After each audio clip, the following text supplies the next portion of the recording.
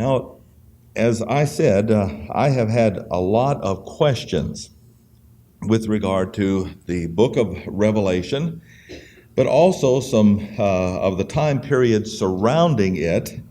And then even last week and on Wednesday night, I had several other questions asked to me. And then I've gotten phone calls saying, would you please cover this and touch on that? And of course, we will. One of the things is, with regard to getting all of these things, is time. There's only so much time in a day, only so much time in a service. And so that's why we go systematically, precept upon precept, line upon line. So stick it out and we will attempt to cover everything and all of your questions.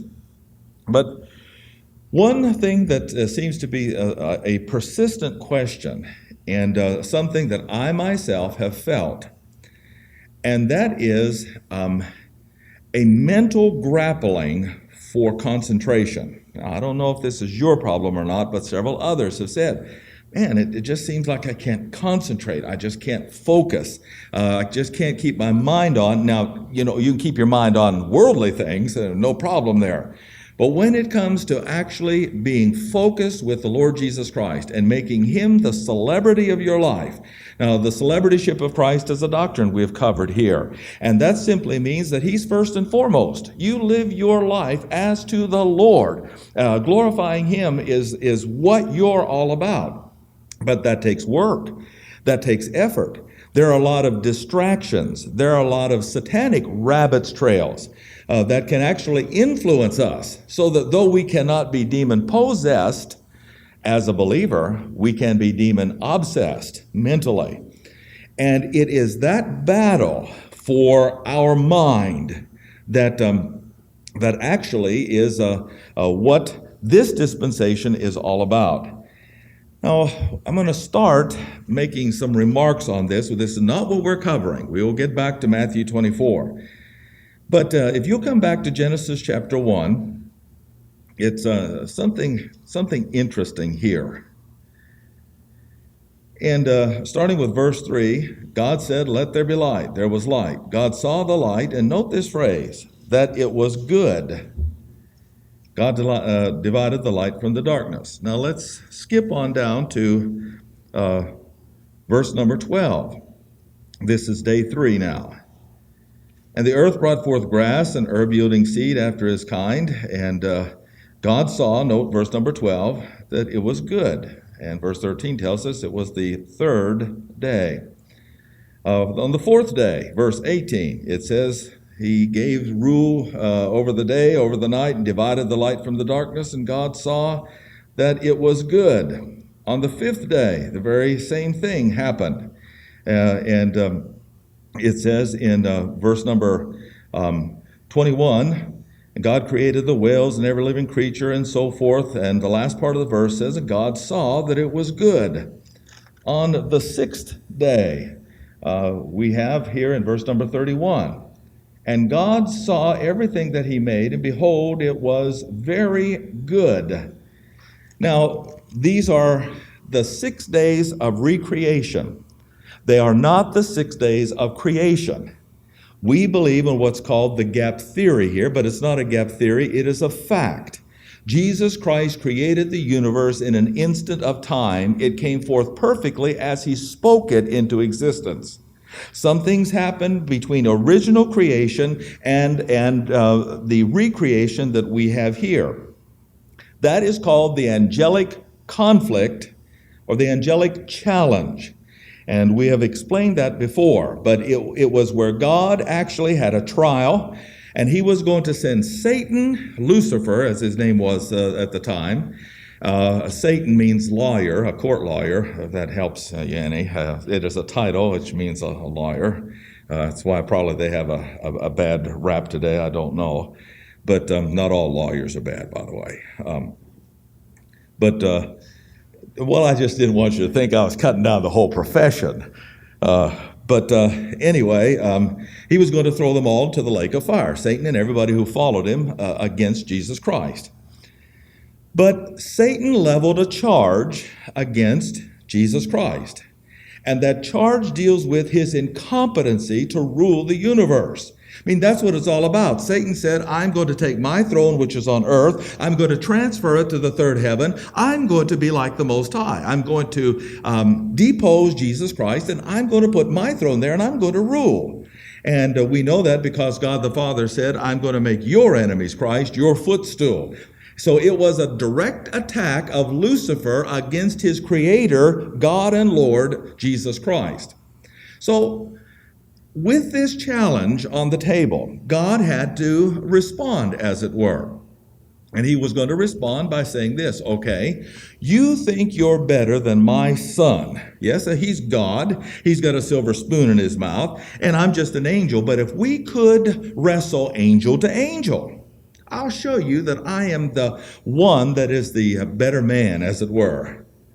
And God the Father says, well, I'll tell you what, I'm going to go you one better.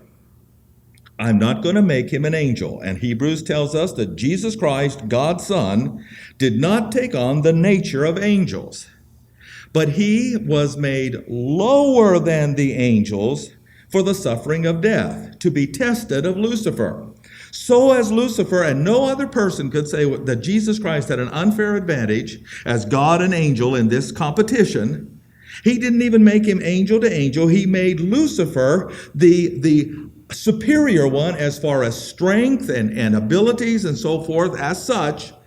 And then Jesus Christ was going to be made lower than the angels to defeat Lucifer. Now, as things begin to unfold and we're living in those 7,000 years allotted for the resolution of the angelic conflict, we're here at the beginning of it. Let's notice something in day 2. And God said, let there be, it's verse 6, in the firmament in the midst of the waters, and let it divide the waters from the waters, so that there would be a liquid here, and that above that would be an atmosphere made of thinner water and mainly oxygen and so forth. God made the firmament, divided the waters which were under the firmament from the waters which were above the firmament. He called the firmament above the atmosphere heaven, and the evening and the morning were the second day. Now what's missing there? We just read all of this, and every single day it had the phrase what? And God saw that it was good. Day 1, day 3, day 4, day 5, day 6. And God looked on that day and saw that it was good. But what day did he say it was not good? The day when he made the atmosphere, the air, the first heaven. Now, why do you suppose? Here is what I believe, turning to the book of Ephesians, chapter 2.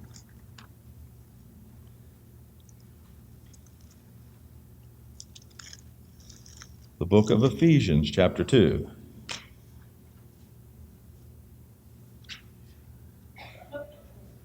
Now, you will recall that we're now in the process of recreation, and God let Lucifer and his angels go at this time. He let them roam free within limits in order to accomplish their victory, that's their objective, in the angelic conflict. Now, let's see why God perhaps did not say anything that it was good on the day he made the air, the day he made the atmosphere. Verse 2, Ephesians 2, wherein in time past you walked according to the course of this world, according to the prince of the power of the air, the spirit that now works in the children of disobedience. I believe that this is exactly what happened. Now, I'm coming to a point with regard to our own mental battles here.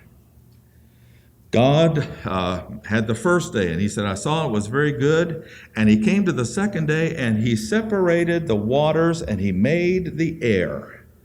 And I believe that it was at that point when the prince of the powers of the air came swooping in around this planet. Now why? Because it is this planet that's where the angelic conflict is going to be solved. There's no other planet. There's no other reason for him to have recreated this except for the angelic challenge, the way that it is, and so forth. And he created it and swooped in, and they all swooped in to watch everything that was going on. And so God said, day 2, I made it, but he said, this is not good. Why isn't it good? Because all of those principalities and powers that were going to be thrown into hell now have swooped into the air around this planet. Now, by the way, I hope I haven't jolted anybody into reality here, but this verse of Scripture means that they're still there. They're still there. In fact, it won't be until the midst of the tribulation period that Michael stands up and he throws Lucifer and his angels out of heaven down to earth. That's when they will be there.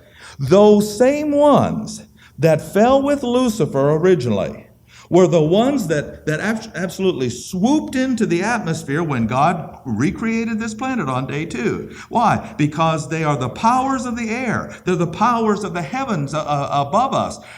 They're 1/3 of the principalities that Christ made originally to rule the planet for his glory. Now they hate him. Now, why is that important? If you'll come to chapter 6 of Ephesians.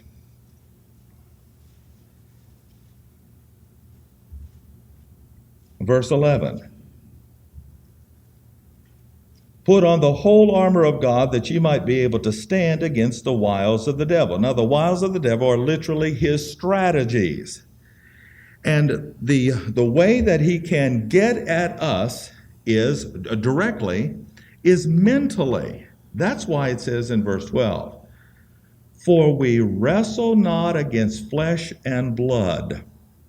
Now, I don't know if you have ever boxed or if you have ever wrestled. I respect anybody who can do either one.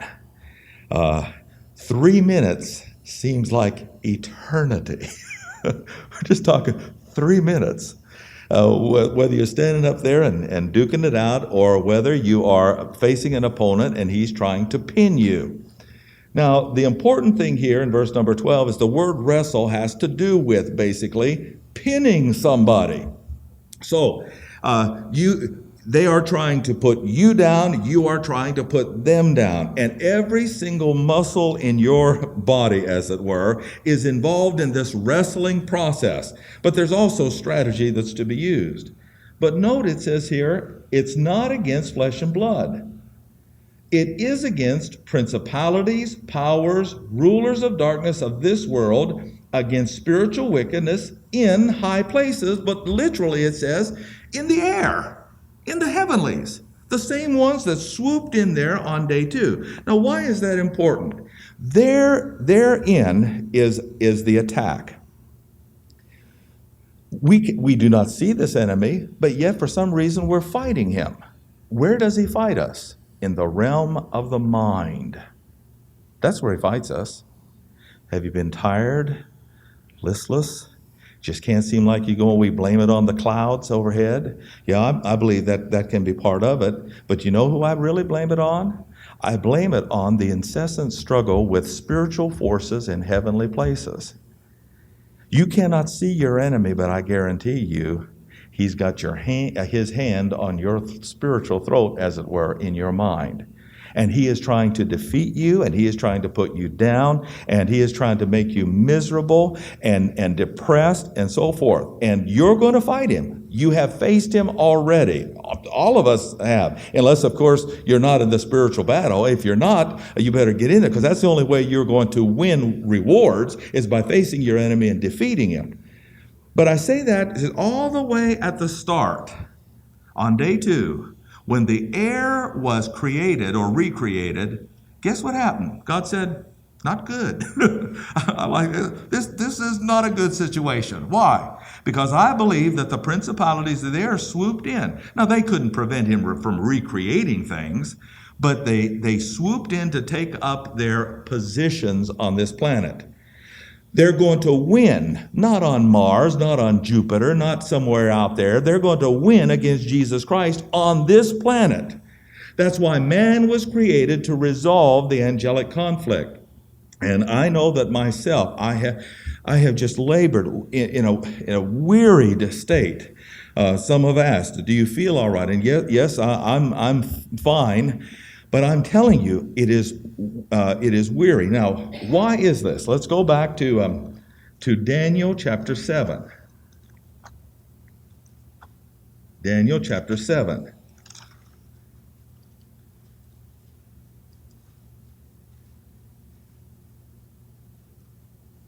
And verse number 25.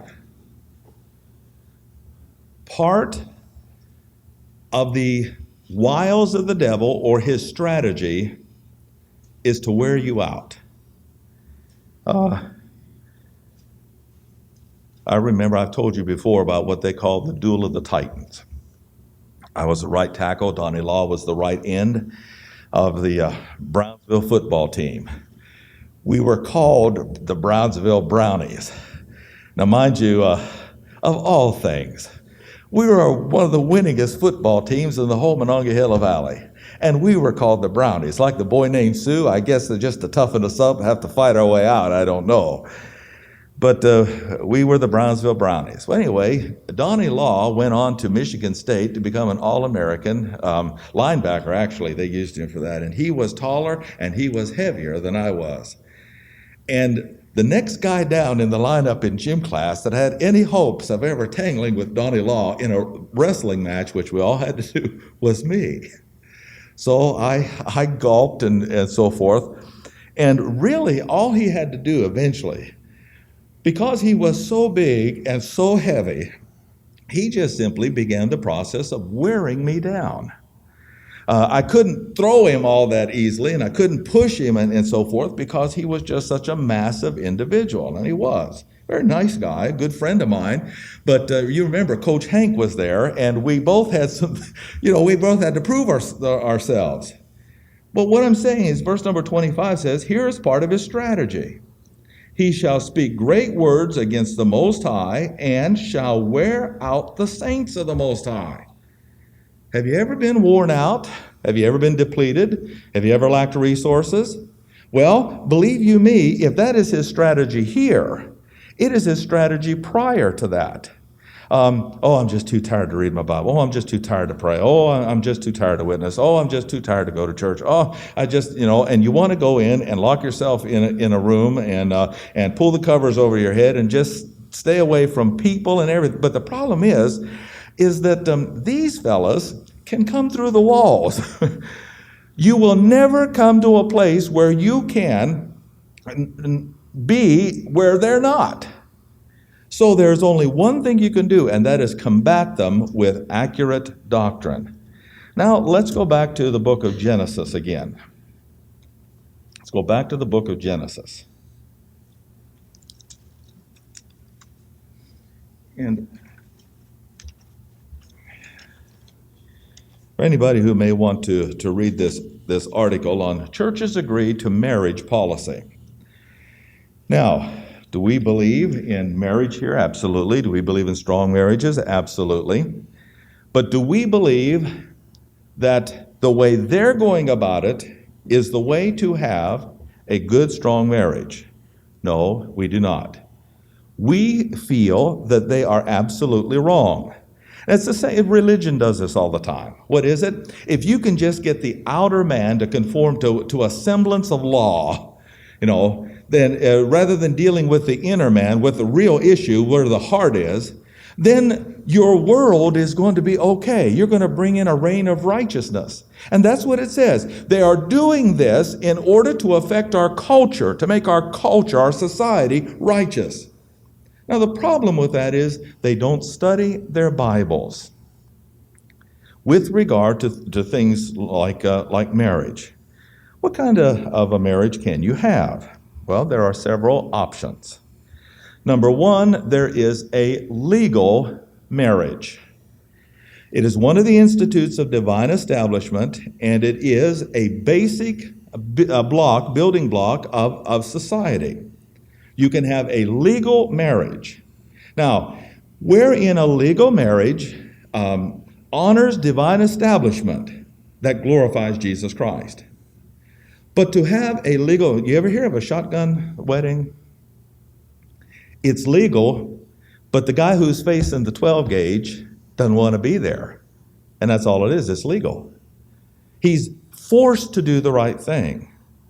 But does he want to do the right thing? No. Well, what is the problem with that? He's not glorifying Jesus Christ because his volition is not involved in really wanting to do the right thing. Oh, it's legal. He went through the motions. Yeah, he said all of the vows, but he didn't mean them. Fine.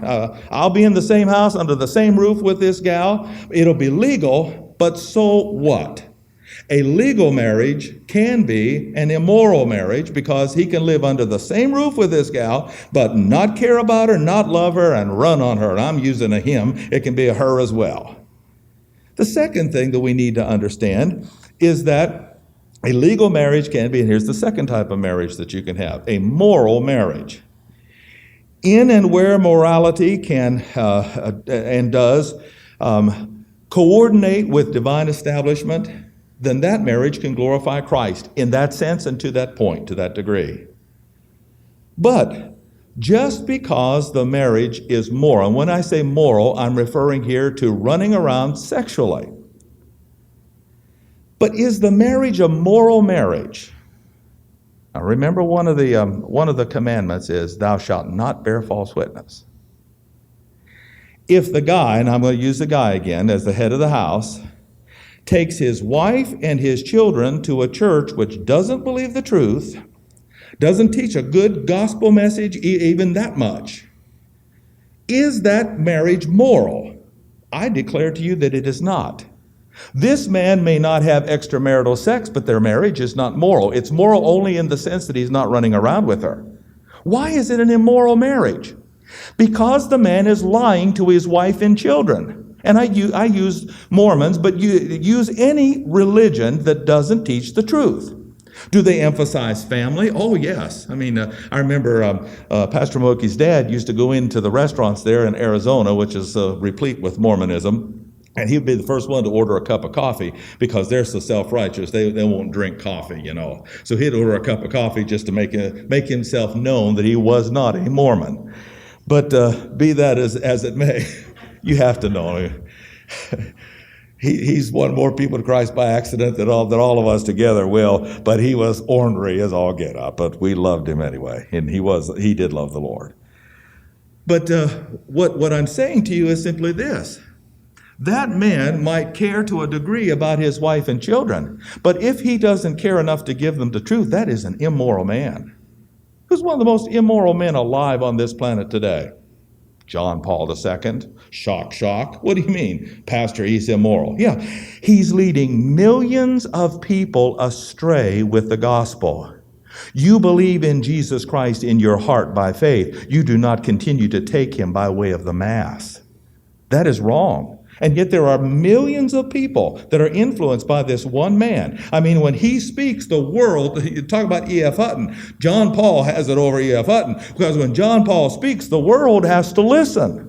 Well, that's nonsense. He is not telling the truth. Well, thou shalt not bear false witness is one of the 10 moral commandments. Or Ted Turner, I believe, has just recently said, now that he's given billions of dollars to help the poor around the world, he can now take the 10 commandments and make them 10 suggestions.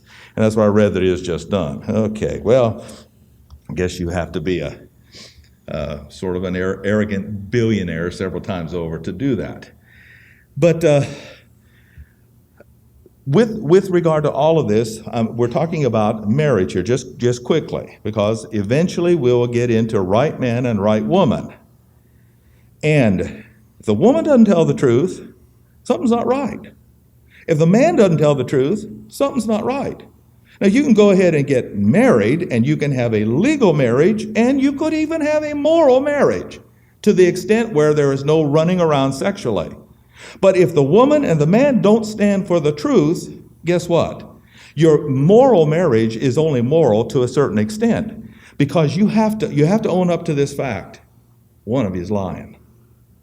Do you understand that?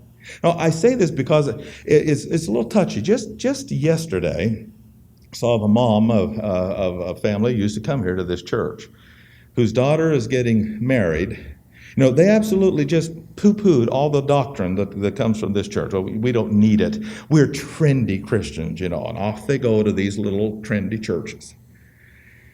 And their daughter is marrying a Roman Catholic fellow. Now, I gather, I don't know, I don't put my nose in that kind of business, except that as they tell this.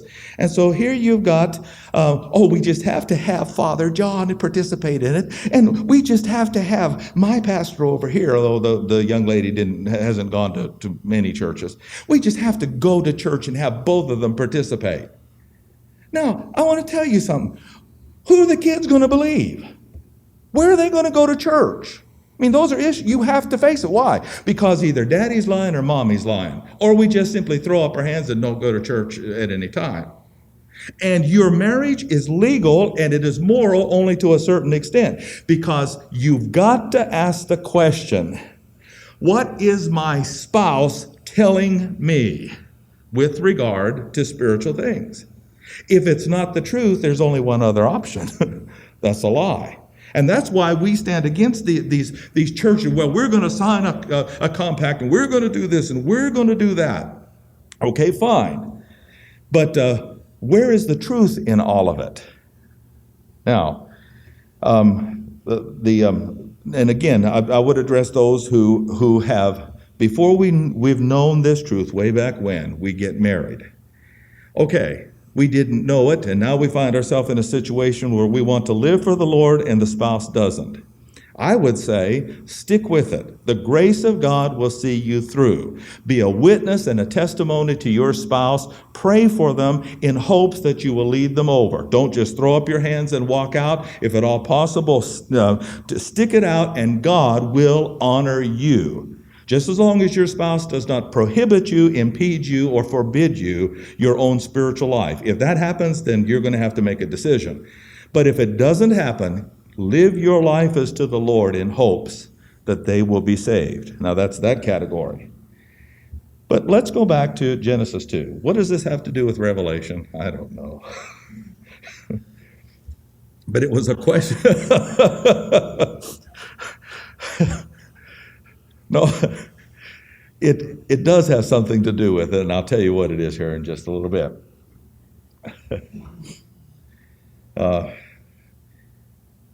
Verse number 18, Genesis 2. It is not good that man should be alone. I will make a helpmeet for him. So it says, verse 21, God caused a deep sleep to fall upon Adam. He slept, took one of the ribs, closed up his flesh. From that rib, God made a woman, and he brought her to the man. Now, there's an important principle. Right man and right woman, an opposite number, a counterpart that fits. But there's a counterpart that hopefully will fit in every way, legally, morally, and spiritually. Now, up until this particular point, both Adam and Eve were spiritual. So, man was alone. To solve the problem of man's loneliness, God made a counterpart that fits. So, in one way, marriage was an answer to one of man's problems. But what did it become? It became a problem. Do I hear any amens? Hallelujah, praise the Lord. Okay, well, I don't... Amen. Praise God, brother. Preach it.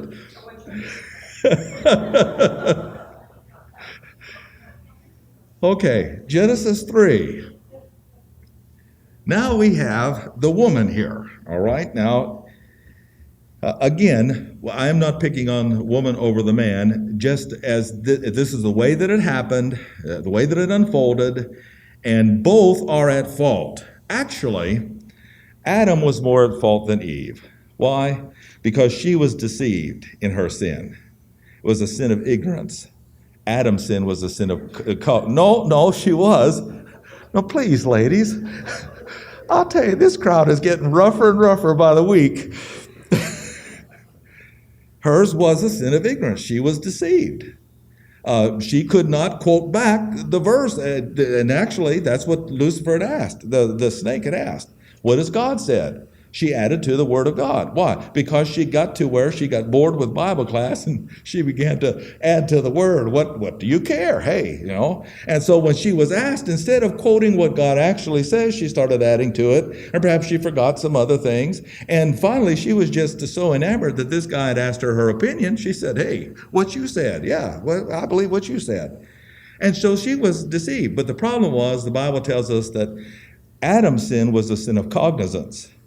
He wasn't deceived, he was defeated by a cosmic evangelist known as Eve. That which solved one problem became the source of a greater eternal problem. And marriage can be a source of absolute bliss, but it can also be a source of absolute misery if the one that you're married to is not interested in the same spiritual things you are. Now, if things can be worked out, things can be compromised to a point, and so forth, of course. And so that's why it says, verse number 6, when the woman saw that the tree was good for food, that it was pleasant to the eyes, a tree to be desired to make one wise, she took of the fruit thereof, did eat, and gave. And that, of course, is a command. And to her husband with her, and he did eat. Here, eat this, is what is tantamount to what it says. And he said, okay, I'll eat it. And so he, in effect, she became the head of the household. He submitted to her, and it was all because to save a marriage. Now therein is the problem. Now, why is this extremely important? Come with me to Matthew chapter 19.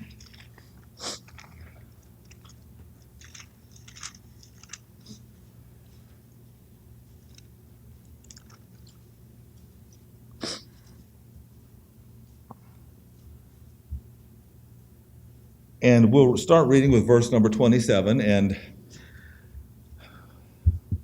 we really have traced a rabbit's trail in this hour. I'm not going to apologize because I think it's important. And the importance is simply this. What should have Adam have done? Now, we know the dispensational answer. But if Adam really wanted to be with Eve, he should have taken a stand for his own righteousness. He should not have sinned. And he should have asked God for a solution for Eve. But instead, he joined Eve. Now, therein is the problem. Here you've got two people. Now, the one spouse said, we're not going to serve God.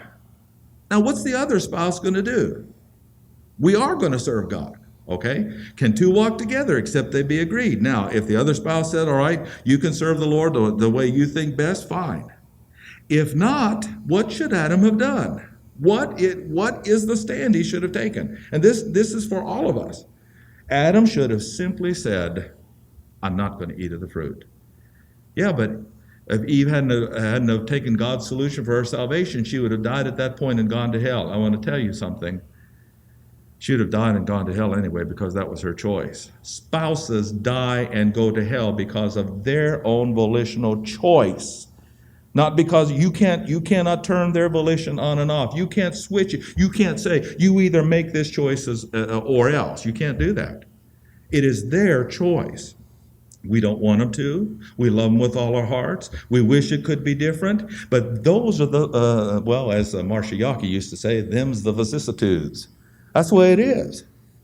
That's the way it is. You either do what God says or that's it. Because we're in the angelic conflict. And just because they are husband, wife, mother, father, son, or daughter, the stand should have been taken. Now again, you don't just run out, you don't abandon, of course not. You try to work it out. But if it means don't serve the Lord, the stand must be taken. Now why is this? Verse 27. Not only is there a mandated bankruptcy clause in the kingdom that is along with the kingdom message, there is a bankruptcy clause involving other people. What's that mean? It simply means that sometimes in the overall course of things, the other people, not that you would want to do that, it's just in the plan of God. Other people are not more important to you than Jesus Christ. And that's what it's going to come down to in the kingdom. Other people are not more important to you than Jesus Christ. Verse number 27. Then answered Peter and said to him, Behold, we have forsaken all and followed you. What shall we have therefore? Verily I say to you that ye which have followed me in the regeneration, when the Son of Man will sit on the throne of his glory, you too will sit upon 12 thrones, judging the 12 tribes of Israel. And note what this says. And every one that has forsaken houses, brethren, sisters, father, mother, wife, children, lands, for my name's sake. Now, mind you, what he's talking about is simply this. In the tribulation period, people are going to find themselves in a household where, okay, what do we do? Here's the mark of the beast. The wife says, and I'm just randomly choosing this. The wife says, for the children's sake, we better take it. I mean, that's hospitalization, that's access to groceries and so forth. And the husband says, no, I'm not going to take it. I think that we should flee.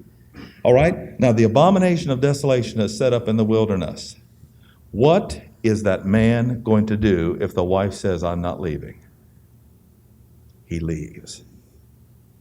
If that doesn't hit you like a sledgehammer, if he doesn't leave, he loses his soul. Not only does he lose his soul, but his wife and the souls of his children are lost in taking the mark of the beast. Now, that's the kingdom message. Not only do you have to give up your money, but there's bankruptcy of everything in the kingdom. Now, of course, the best situation, the best scenario is this. He said, honey, the abomination of desolation has just been set up. We've been planning for this for a long time. Let's put our backpacks on. Let's get the kids ready. Let's head out to the wilderness like Jesus in Matthew 24 has told us. Now, that's the best scenario. The whole cotton-picking family packs up and moves to the wilderness. But if they do not move, then there is a sacrifice. Now, we're going to close this with this illustration. What do you think the sacrifice of Abraham and Isaac were all about? What we're talking about here.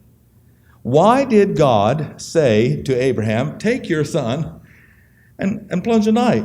To see if he was willing, if God called upon that kind of commitment and sacrifice, to see if he was willing to actually do it. Now, thankfully, the Lord salvaged that situation. However, in the tribulation period, there's only one thing that a wife can do with her kids if the husband doesn't want to go, one thing the husband can do if the wife doesn't want to go, and in all these other situations, brothers, sisters, and so forth, is to take a stand for Jesus Christ. And I simply tell you this because that's where we're heading.